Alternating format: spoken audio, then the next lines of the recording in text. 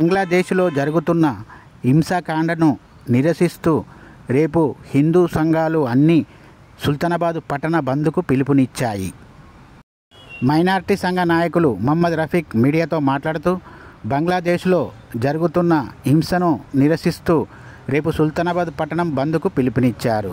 ఆ బంద్కు పూర్తి మద్దతు ప్రకటిస్తున్నామని, బంద్కు పూర్తి మద్దతు తెలియజేస్తున్నామని, బంద్లో కూడా మేము పాల్గొంటామని మైనార్టీ నాయకులు మహమ్మద్ రఫీక్ అన్నారు. అలాగే ఈ బంద్లో ప్రతి ఒక్కరూ పాల్గొని విజయవంతం చేయాలని మైనార్టీ సంఘ నాయకులు కోరారు. ఈ బంద్లో దుకాణదారులందరూ, చిరు వ్యాపారులందరూ, నాయకులు, ప్రజా ప్రతినిధులు, యువకులు పెద్ద సంఖ్యలో పాల్గొని విజయవంతం చేయాలని అన్నారు.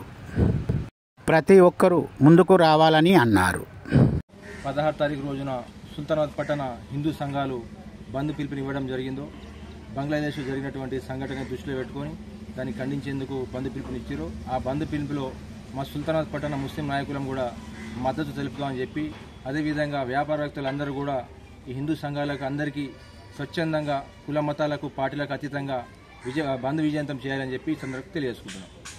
కృపామయుడైన అల్లాహ్ పేరుతో ప్రారంభిస్తున్నాను. అలాగే దైవ ప్రవక్త ముహమ్మద్ సల్లల్లాహు అలైహి వసల్లంపై అనంతమైన శుభాలు, శాంతి కురియుగాక.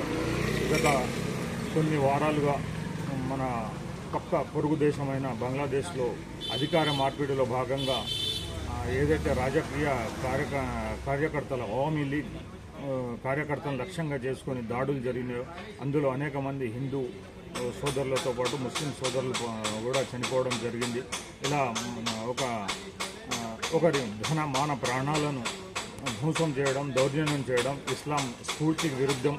దైవం తన ఖురాన్లో చెప్తున్నాడు, ఎవరైతే ఒక మానవునికి చంపినాడో అతను సమస్త మానవాళిని చంపినట్టు, అలాగే ఎవరైనా ఒక మానవుని రక్షిస్తే సమస్త మానవాళిని రక్షించినట్టు ఇక్కడ మన ఖురాన్ గ్రంథంలో స్పష్టంగా తెలియజేయబడుతుంది.